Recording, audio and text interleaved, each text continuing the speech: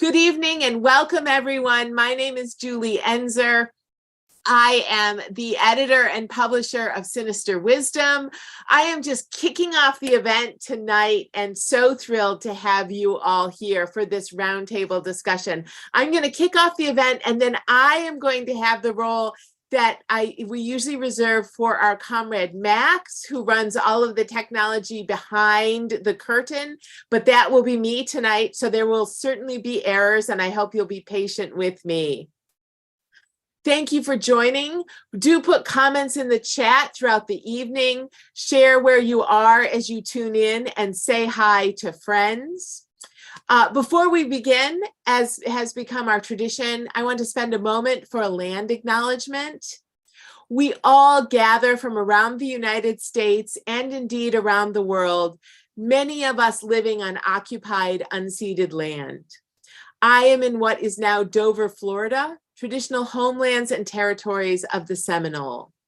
You are welcome to insert into the chat your location and acknowledge the land on which you live, as we pause for a moment to recognize the histories of war and colonization, and to imagine and work diligently for a world where we have a fair and equitable distribution of resources.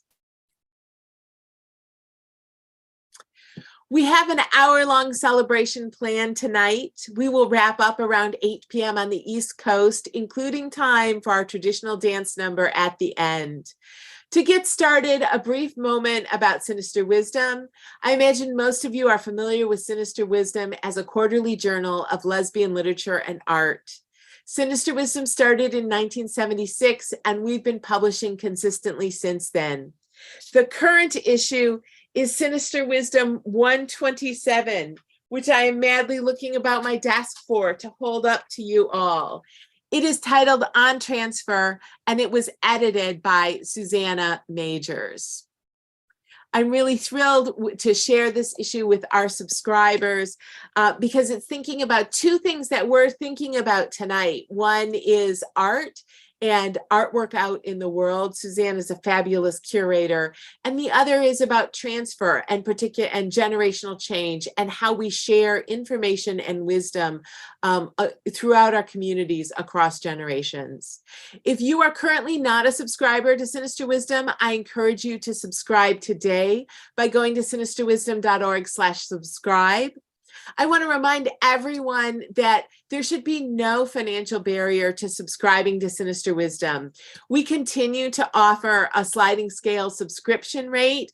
The rate goes down to $10 a year, but people sometimes email me and say, I can't afford the $10, and I mail issues and subscribe people for any amount or no amount. So there should be no financial barrier to subscribing to Sinister Wisdom.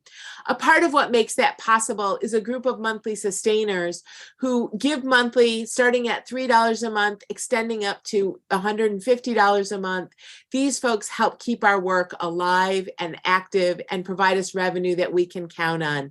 In addition to providing low-income subscriptions, it also ensures that we can mail the journal free to women who are incarcerated and women who are detained in mental health facilities. If you're able to be a sustainer, please sign up at sinisterwisdom.org/sustainers. In exchange for your sustainer gift, we send out emails every month when your gift comes in with behind-the-scenes details and new information about what we have coming up in the journal. I appreciate the many ways lesbians lift up and support the work of Sinister Wisdom. And this evening, I particularly want to appreciate Belle Pitkin, who organized and convened this program. It was a glimmer in our eye last summer when Belle was doing an internship with Sinister Wisdom. Visual artwork has always been an important part of Sinister Wisdom. And here I must confess, I know very little about it. And I feel as though under my stewardship of Sinister Wisdom, the commitment to visual art has remained, but I have let it languish. Belle, Susanna Majors, and other volunteers are energizing our engagements in visual art. And for that, I am extraordinarily grateful. Thank you. Belle and other folks have great ideas planned for future visual art action and commemoration of Sinister Wisdom, and I'm really excited to see all of that unfold. A few housekeeping notes. If you've been with us before, you know these, so I'll run through them very quickly. Keep your microphone muted throughout the program. If we detect noise from you, we will mute you ourselves. At the end of the program, there'll be an opportunity to unmute and wave and cheer all of the presenters and say hi to people in the room that you know. As the program proceeds, if you want to show appreciation for the speakers, wave your hands and use the reaction emojis on Zoom. Feel free to go ahead and test that now. As you are already doing, light up the chat. Sometimes the best things of our events are happening in the chat. If you need technical assistance this evening, chat with Sierra. They are on tap for technical assistance all evening long. We are recording this event and we'll make it available starting tomorrow or Thursday at sinisterwisdom.org/127. That's the page. We also make all of our recordings available on our YouTube channel, which if you're technically savvy, or even if you're not, you can figure out a way to subscribe to. I managed to do it and you can too. So now, without further delay, I'm thrilled to turn the program over to Belle Pitkin as your able ringleader for the evening, and I will take a back seat and run the technology. Thank you so much. Belle, over to you. Thank you so much for that wonderful introduction, Julie.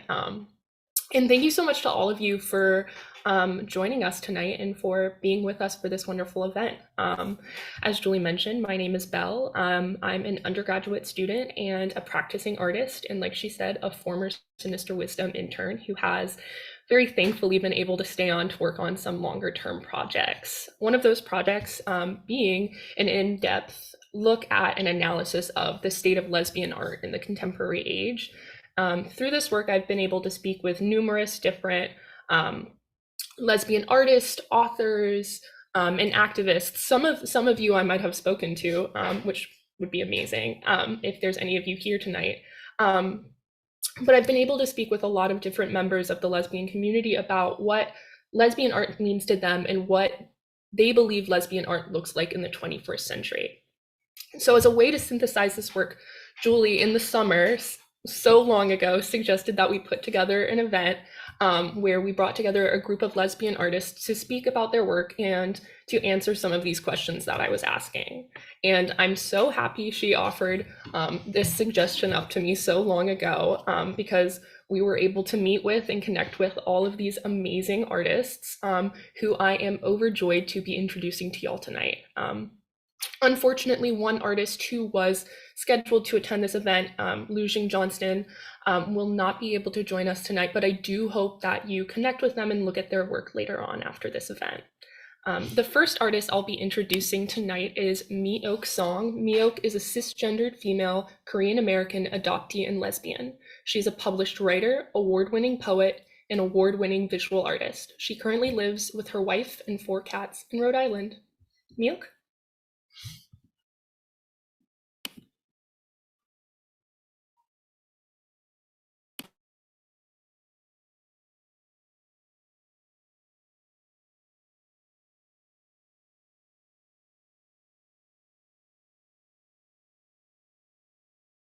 Does Mi-ok need to unmute? Okay, I unmuted. Sorry.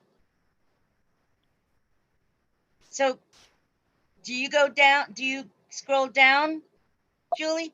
Sorry. Okay, so my drawings are all 18 by 24 inches, and they are all colored pens on gray paper. And all of them are figures, live figure, female figures that I drew in a figure group that I met with every week for several years. And what I did was, my process involved me drawing the figure at the group and then going home and completing the rest of the drawing at home. And each of these drawings I drew with pen. So it was very important for me to consider the composition of the figure before I started drawing. This one is called Beneath the Surface, and I wanted to include, because of the way that the drawing, the composition, I wanted to include fish for the bottom half of the drawing, to make a comparison or a contrast of the figure who was reclining and then the activity of the fish below. Next. The drawing on the left is called Desiderata, and the drawing on the right is called Home. Again, same process. The most important part of the drawing, almost important part, equally important part of each drawing is the title. Sometimes I came up with the title before the drawing, and then I would draw the drawing around the title. In these two situations, Desiderata, I like the poem, so I named the drawing after the poem. And the drawing on the right, I named the drawing after I completed the drawing. Next. I think everybody knows about Jonathan Livingston Seagull. I think it was a famous book that may have become a movie. And this particular drawing is of an actual beach in Rhode Island that I used to ride my horse on. I drew the figure at the figure group on the left, and then I drew the background and the seagulls on the upper right hand corner. And because I drew the beach, I drew the seagulls before the beach. I like the seagulls, so I named it Jonathan, and I change the gender of Jonathan to Jonathan, and then named it Jonathan Livingston Seagull and Friends. Next. This is a drawing of the same model in 4 different positions. And because I'm left-handed, I draw from right to left. So I start the composition on the right, and then I draw to the left with each pose.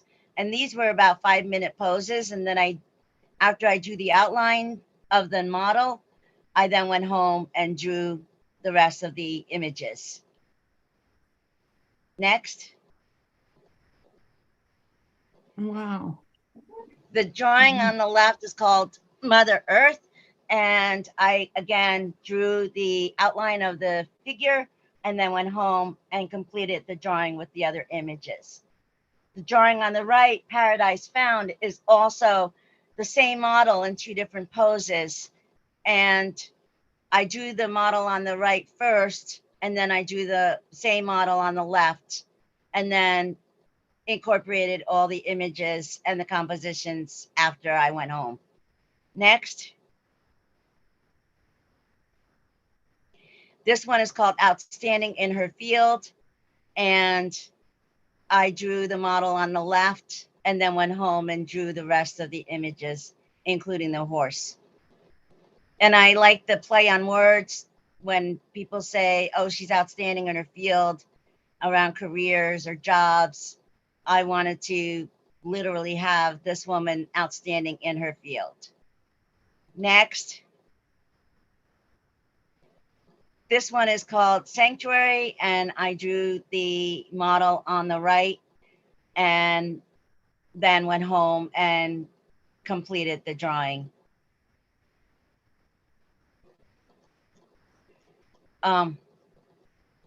Next. So the drawing on the left is called Taking Flight, and it's an 8x10 black paper with white gel pen. And what I did was I took my finger after I drew the model and smeared it outwardly, so it looked like she was in movement. Again, no pencil, just drawing straight right onto the paper. So composition is really, really important, and placement of where the model is placed on the drawing on the paper is very, very important.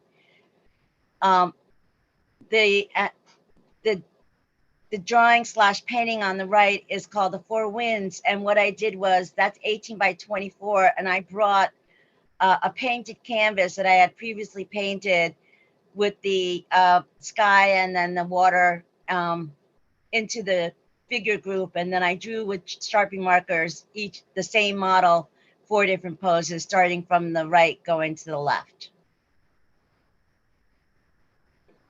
Next, and the last drawing is called the Women's Movement. Again, 1, 2, 3, 4, 5, 6. Figure, same model, different poses. And each of the models represents different elements of nature. And then I put the surface down here, the bottom, where the surface that they're standing on as the stars and the sky, and then the sky is a different color. And I went home and completed the drawing after I did the 6 drawings of the model.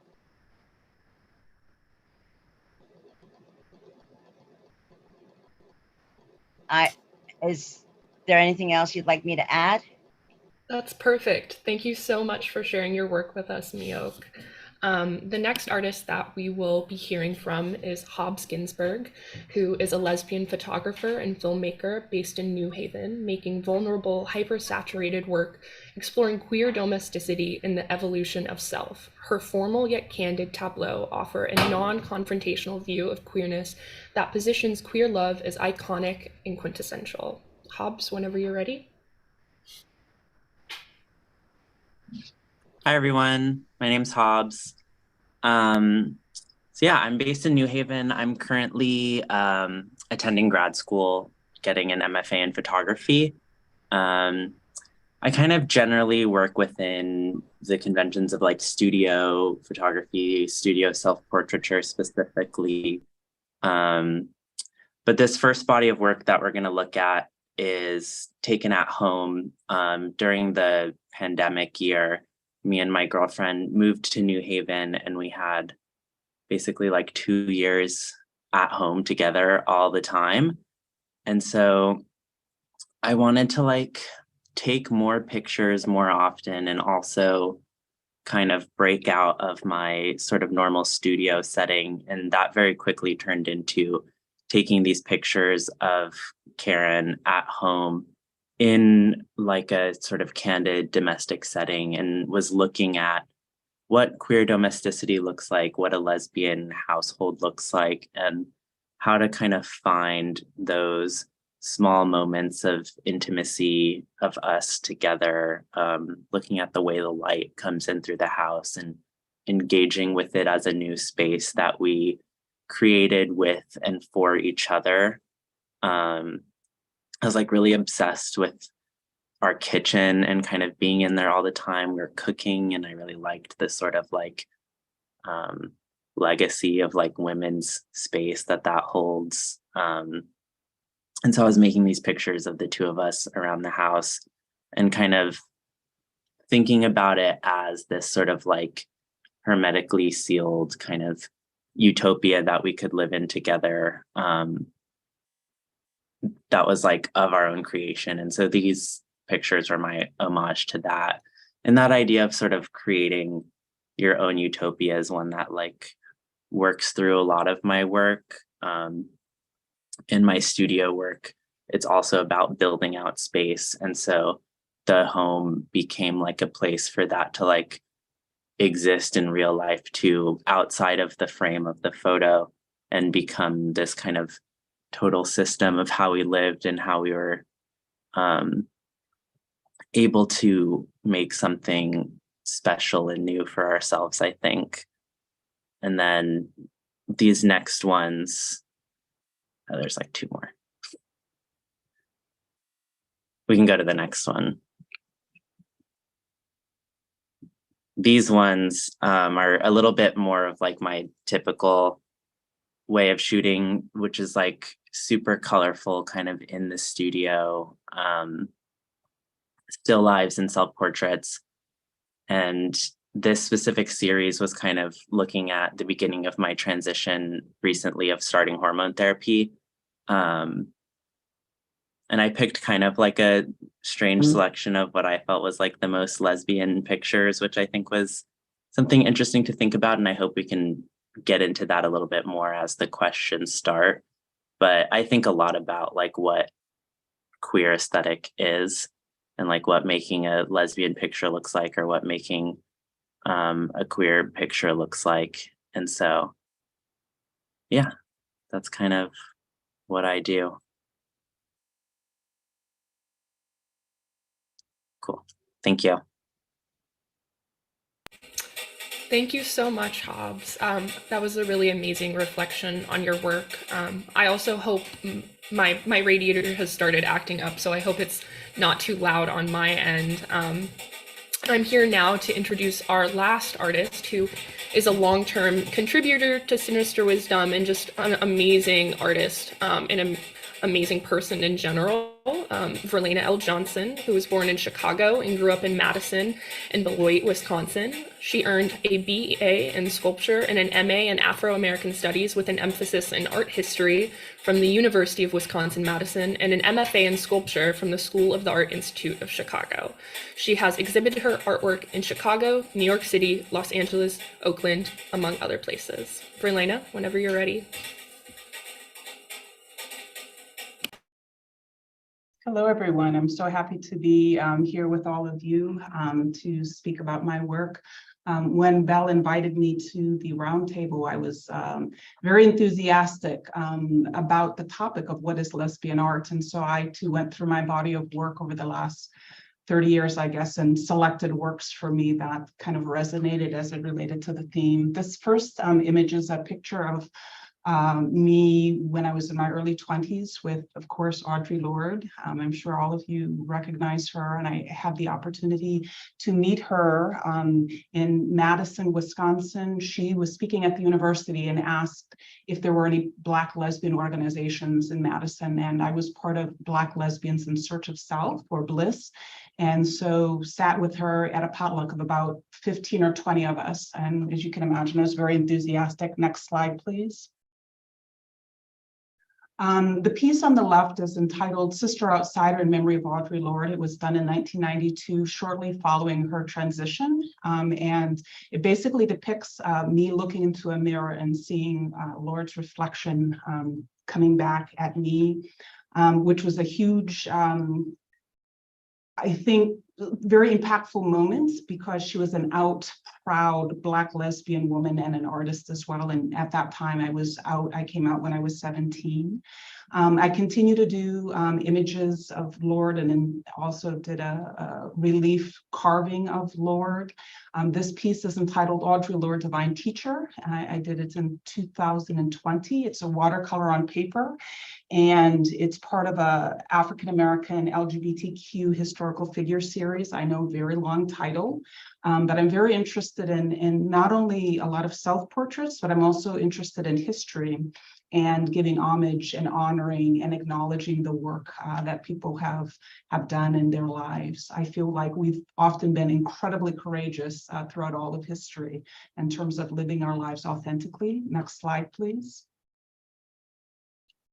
This next piece is entitled Inside Out. I did this in approximately 2002 while I was a graduate student, actually, at the Art Institute, or shortly after I graduated. And it really explores the relationship, I think, for me, between queer people and the church. And so in this instance, I was wanting to sort of capture the sort of tension between being part of a group and yet being on the outside of that group, or that marginalization. Visibility and invisibility has been a theme that I've dealt with quite a bit in my work. Next slide, please. This piece, actually, I kind of laugh when I talk about it. It started out as an ink drawing entitled Journey that I did in 2007 while I was working at the Chicago Women in Trades.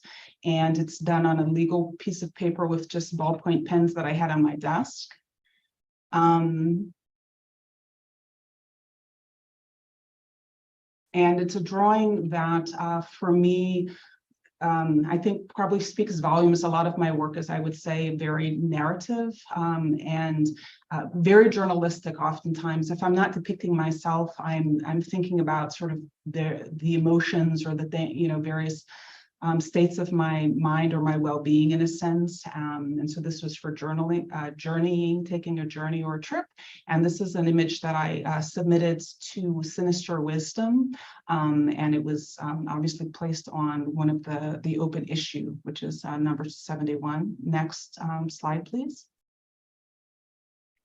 This piece is an acrylic and mixed media piece actually called Protected, and it's a self-portrait that I did. I was very interested in this idea that I have been protected throughout my life, even if at times I hadn't thought of that, whether it's protection from goddess or ancestors. I truly believe there's a connection. I consider myself a very spiritual person. The halo, which is a symbol which is often found in my work, is actually encircled by the rainbow, which stands for LGBT people, but also for me, the 7 primary chakras in the body.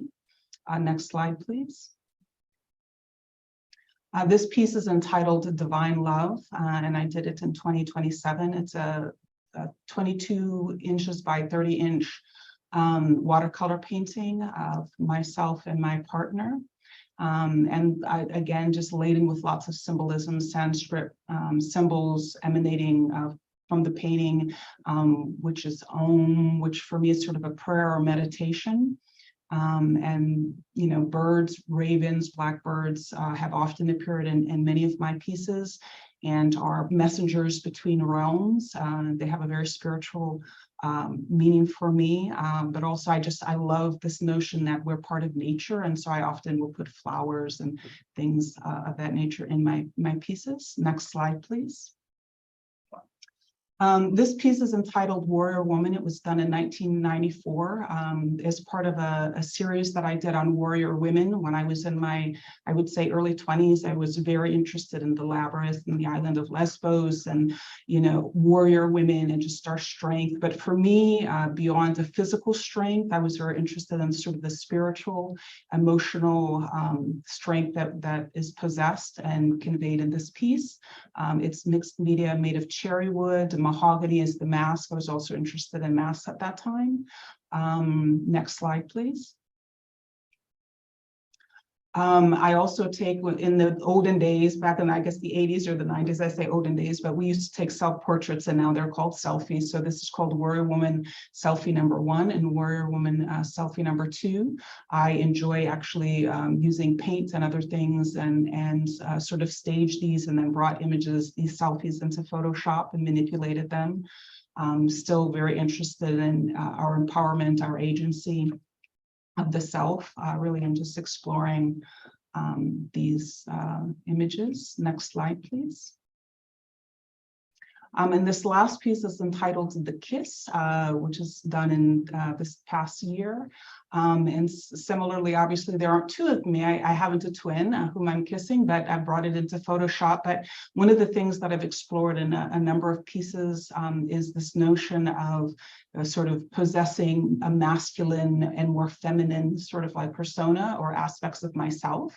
And I've presented anything from what I would call a kind of a stud, although that could be questionable depending upon who you are in your definition, to more feminine. And for me, I embody both. And to me, my gender identity has been rather fluid and is dependent on context, how I'm feeling, whether I'm lifting weights in the gym or just whatever my mood dictates. And I think it's really important just for myself to have embraced that throughout my life. So this is an image that explores that. That's my last image. I just thank you for listening. Thank you so much for sharing, Verlena, and thank you so much to all 3 of you for being so open and sharing about your work and your practice with us. This brings us now to our discussion portion of this event. I have one question to sort of start us off. We've also received some questions in the chat, and I also do want to sort of save room for the artists to ask each other questions and really form a dialogue as well. So I'll start with an easy question, or maybe a more general question, which is, how would you say your identity as a lesbian has impacted your arts practice?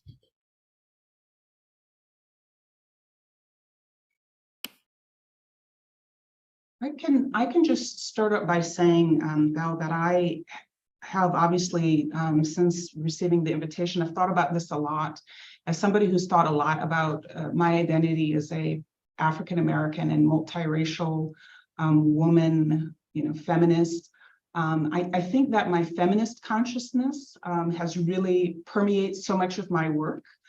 Even I think in terms of like how I talk about it. So it's impossible for me to distinguish myself from being, a womanist or a feminist person, and that of being a lesbian. But to me, it's very integral. It's very central to how I think and how I move, and how I'm informed by other artists and the other artists that I've looked at and I've been inspired. Both visual artists, but also writers have been very influential to me, lesbian writers as well. Barbara Smith, of course. I mean, I could go on and on with a litany of names, but she's another one.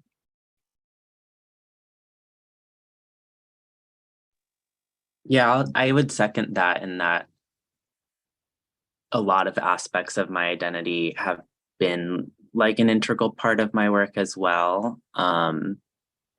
Especially as someone who like also does a lot of self-portrait work. That like is one of those things, like when you take self-portraits, it's sort of inevitable that like your identity becomes like a foundation of the work in a lot of ways. And so then it also is like a thing of how you want to navigate what you claim that identity to be.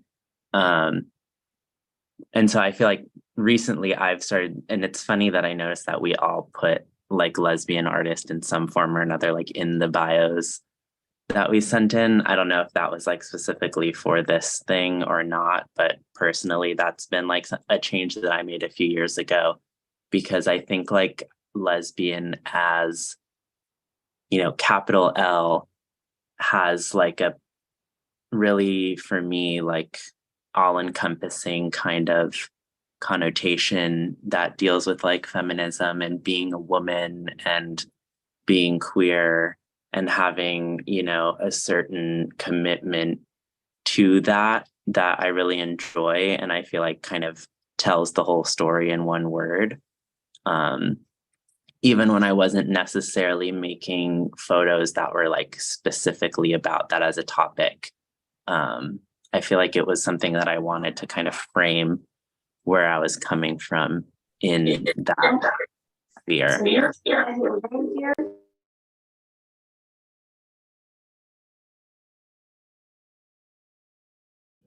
Miok, is there anything you'd like to add to this part of the dialogue?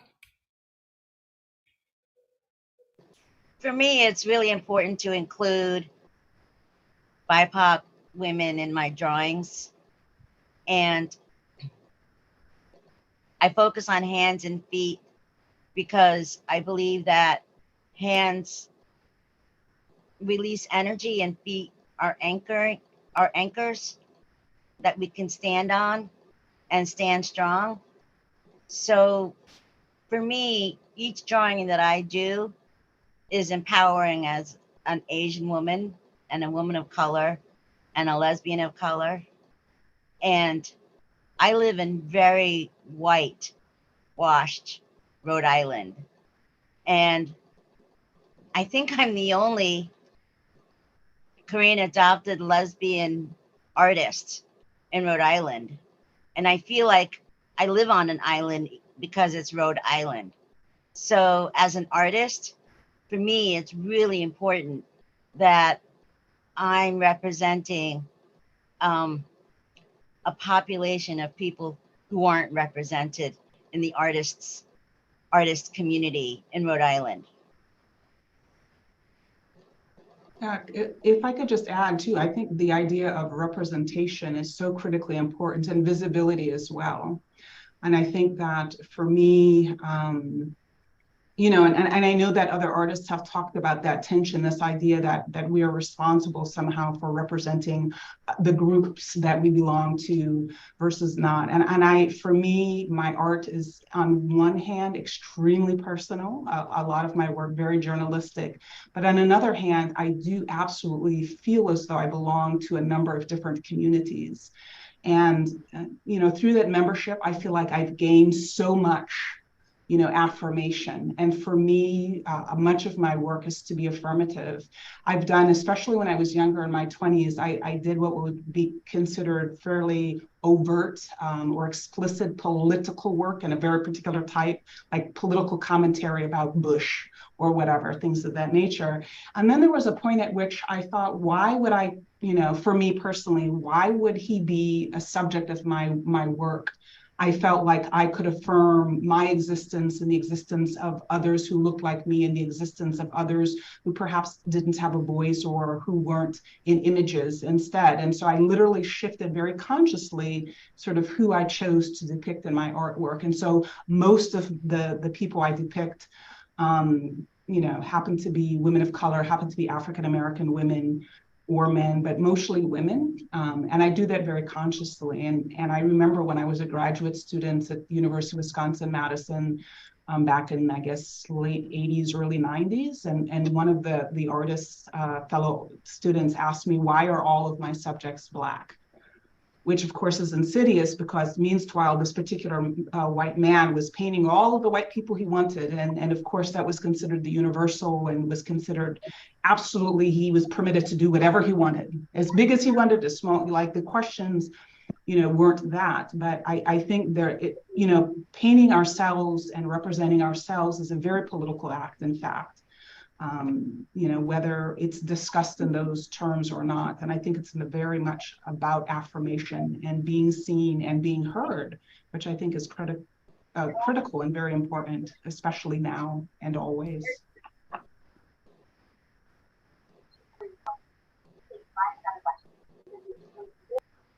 Thank you so much, Verlena, and thank you so much to all three of you for those contributions. I think you all raised some really, really interesting points, and I have about a million questions stemming from your discussion thus far.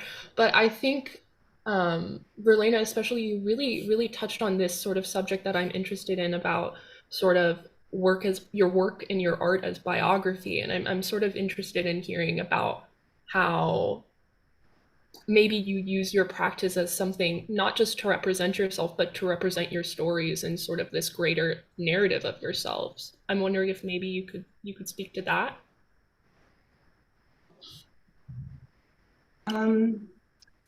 I think in terms of expressing or sharing this like a memoir, when we think about this idea of taking something that's so personal and sharing it with others. As somebody who I'm very much consider myself an introvert, and I think it's beyond ironic that I, not only do I explore things, but I have this desire to share it with others and to be seen and heard. But I think for me, it's a transgressive act. And also for me, I feel, whereas when I came out at 17 in the Midwest, I'm from Wisconsin originally, there weren't other out people. People didn't do that. But I did when I was 17 and was embraced by my mother, very thankfully. And I sought other people and organizations that affirms my existence. And so when I was reading Audre Lorde, I think she really represented that aspect of myself that I couldn't yet articulate, that I didn't know how to express. And so for me, in many ways, to produce work, to create, it's like birthing myself over and over again, in a sense. But also it was a way to survive, like my personal sort of experiences that I had within my family or within my community. It's a way to document, I feel, and to create a space to exist and to breathe. And I think, that's very important. And I've heard many artists and read many memoirs of artists who talk about that necessity, to not only create, but to share and to build community around the written word or around the music, the lyric, around the visual work. I feel, that I've connected even with the other panelists through their work just in the brief time that we were able to meet. And so I think it is both personal, but it's something very collective to me about being able to share our stories.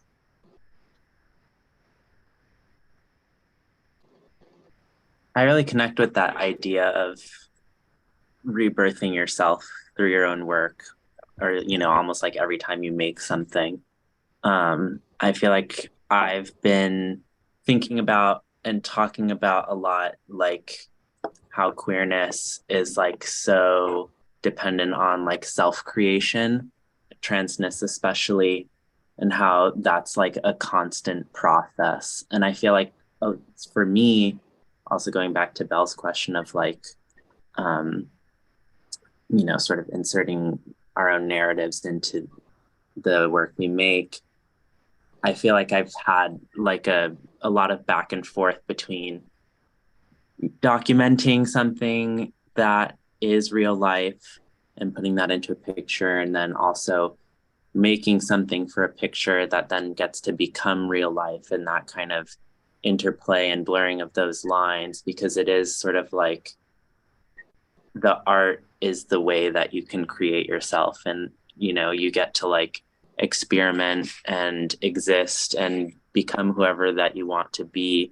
through the artwork. But then I also similarly feel, you know, whatever the impulse is, that it needs to be shared, and that it doesn't like really come alive until someone else has seen it and dealt with it. And I feel like, at least I hope that the work also gives other people the ability to feel like they can do that.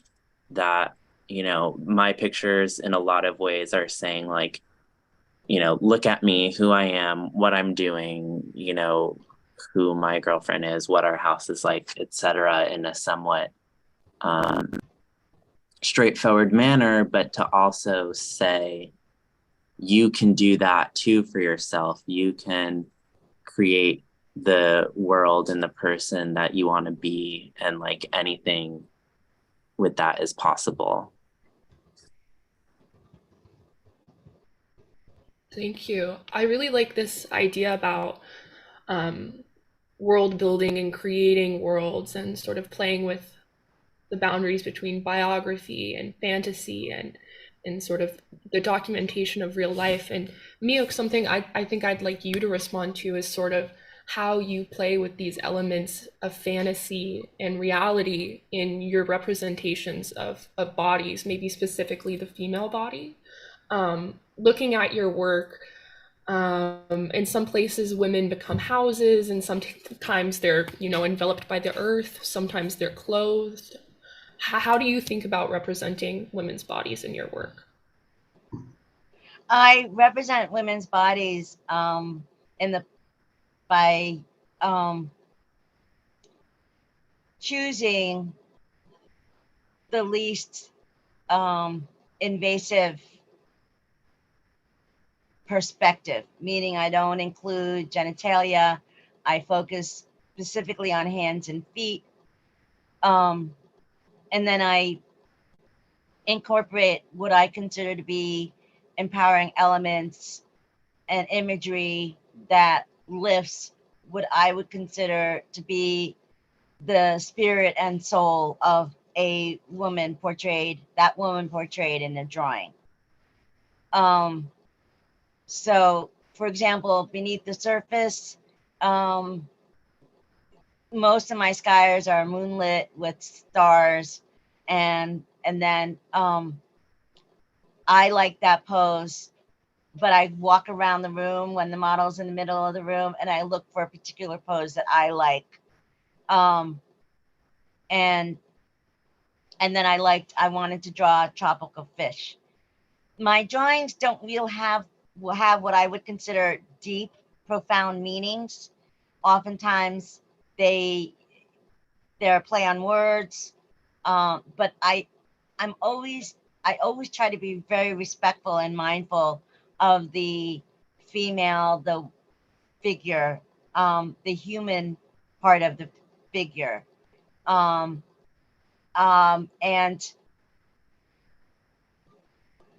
And I try to incorporate nature because I truly believe there's a reason why we call Mother Nature, because I believe that nature is a very female force, and with also masculine elements. And I try to be really respectful and mindful of that. I just, when I bring the drawing home of the figure and it's just a line drawing, it can take me a very long time to decide what elements I'm going to put in. But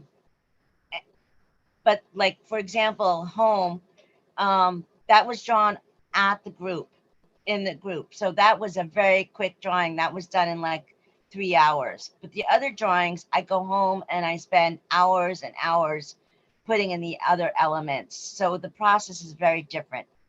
I hope that answered your question. I'm sorry if I went off on a tangent.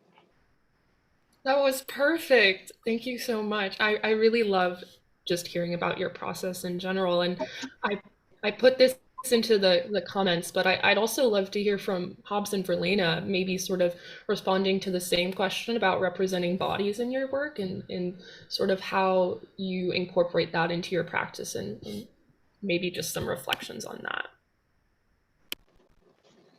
That's been something I've been thinking a lot about recently.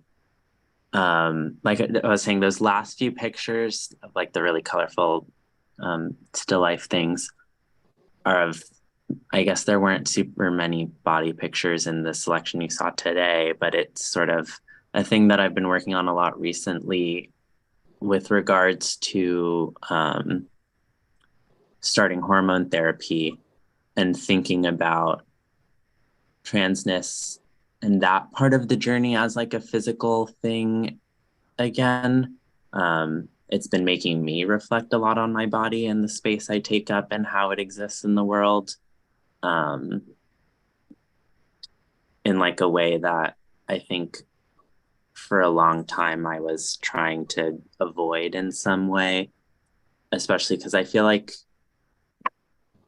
body focused art is like kind of one of the main ways to like represent queer people in art.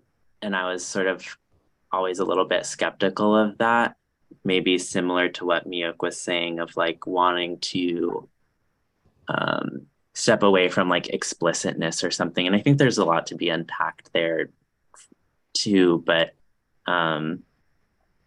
yeah, so I've been sort of fragmenting, looking at my body and like putting it into pieces, and also kind of looking at physical remnants that exist outside myself, like bandages and sort of that kind of ephemera. But yeah, I don't know, that's my take at the moment.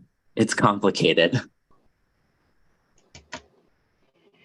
For me, your question,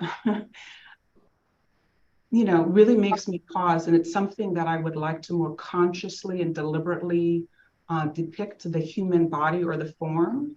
And I've been thinking about this for some time. I'd also like to explore erotica a bit, but part of it is I know that for myself personally, and it's been a difficult thing for me to embrace this conflict, this internal conflict I have between notions of the body, the idealized body, particularly from a Western consumerist, perspective or lens, and then to think about my relationship, say, to my larger hips, and just my issues that I had, especially as a young person, but with things like my weight, as a feminist, even in my 20s, really battling to some extent with that, because we're bombarded with all of these images in terms of what our bodies should look like as women, as women of color, and that type of thing. I tend to show and focus predominantly, I would say, faces and sort of the upper part of the body in this very kind of icon-like representation.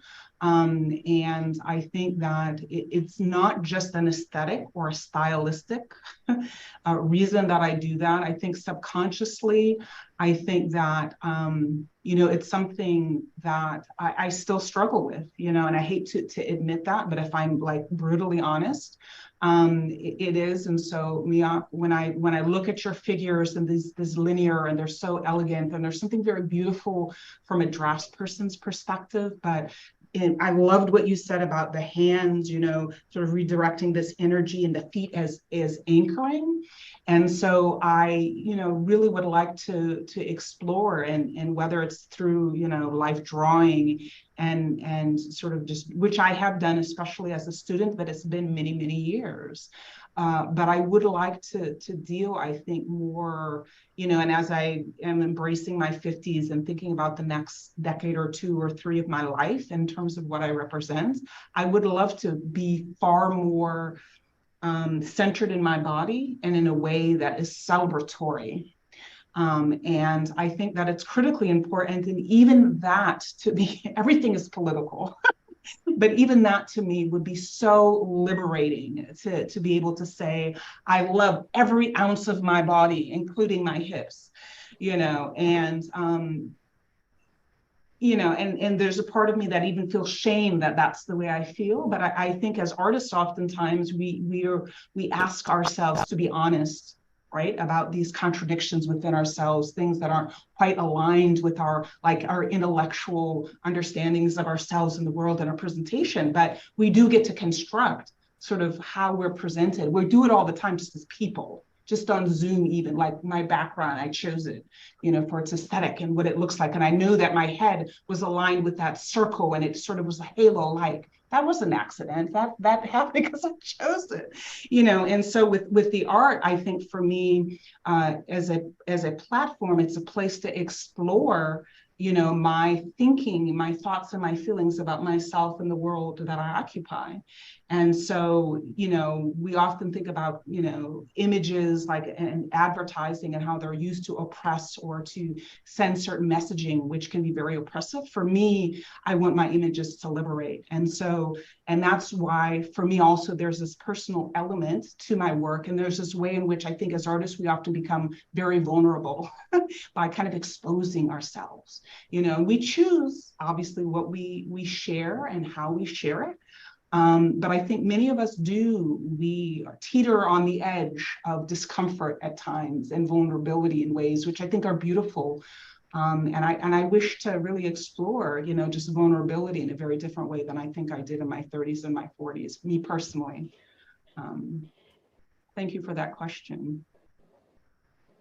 Of course, and thank you for such a profound answer, and thank you to all 3 of you, for really thinking about and sharing your thoughts on sort of the body, and then just more generally your perspectives on art and lesbian art. I'm very devastated that we've almost reached the end of this lovely event. I still have a million questions for all of you, and I think even if I had endless time, I'd still come away with a million more. And so I think I just want to really reiterate, Verlena, your point about art as liberation, and sort of art as something that can really propel us into, a productive and really profoundly positive future. And, those of us in the audience who are artists, this might be something that is very apparent in our lives. But I think even if you're not an artist, art is something that can be so radical and so revolutionary, especially, Julie, if you haven't held a pen in your hand and drawn since you were maybe like 6 or 7. So I really challenge all of you to just take a moment out of your day and really sort of attune yourself to that and let those thoughts out that maybe haven't been able to let out in a long time. Can I ask, just before I do like the wrap up for each of you, the 4 of you, Rebecca Ryan asked a great question. What artists influence your work, and are there lesbian artists who you recommend we check out? And I wonder if each of you would respond primarily with names, just in kind of a quick roundup to wrap up where we are, and then I'll come and do the outro. So artists that influence your work, other lesbian artists to check out, Belle, do you want to start? I'll call on people because I'm bossy that way. Belle? I can start. One of my favorite lesbian artists is Justine Kurland, who's a photographer. I'll pass it off to Verlena. I'd like to just mention Macaleen Thomas, who's a Black American painter, and Zanali Mahali, who's a South African photographer. Hobbes. Yeah, I would say for photographers, I would check out, obviously, Kathy Opie was a big influence on me, and also my friend Laurence Philomène. And then I'm hoping I remember the name of this movie right, but I would say to watch The Incredibly True Story of Two Girls in Love, something along those lines. It's very cute. Mioke? I don't know of any really Korean lesbian artists. I may be one of the very few. But I do like T. Corinne, who I think has recently transitioned. Julie, would you know? It's been longer than you think. It's She's such a great photographer. And I really liked her because she liked my work. So, yeah, I thought she was a really radical lesbian photographer who put the erotica in lesbian photography, which I thought was very, way cool. Didn't she, Julie? She absolutely did. So it's okay, good. It's T. Corinne's image on the third issue of Sinister Wisdom of the two women making love that kind of inspired some of the work that Belle is doing, that inspired part of this gathering this evening. And I'll note, oh yeah, Belle noted that T passed in 2006. I was going to put that more like 2012, but I think I've been, and I was also in T. I think I was on that cover. I think my poetry has been featured in Sinister Wisdom. Yes, it has. Yes. Okay. And there's great artists that people are putting in the chat. Clarity Haynes was on the cover of Sinister Wisdom 101. So we've done some things. We've also reached the top of the hour. Thank you everyone for joining us this evening. And it's been a real pleasure to spend this time with you. We have our Sinister Wisdom book club happening not next week, but the following week. And we're reading a wonderful book by Andrea Routley. We're dropping in another special event. We're doing another event on lesbian publishing, featuring the work of Firebrand Books and Aunt Loot.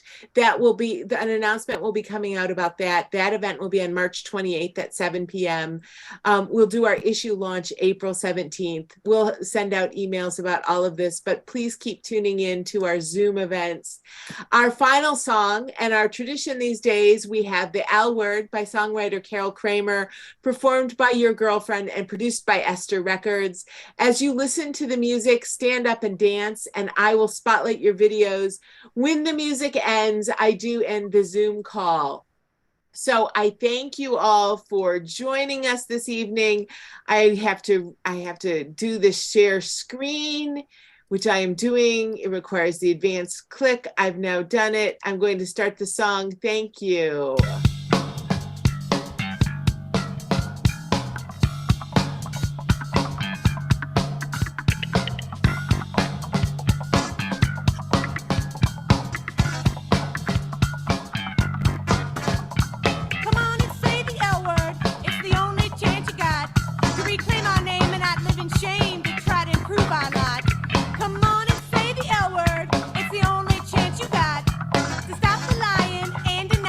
Come on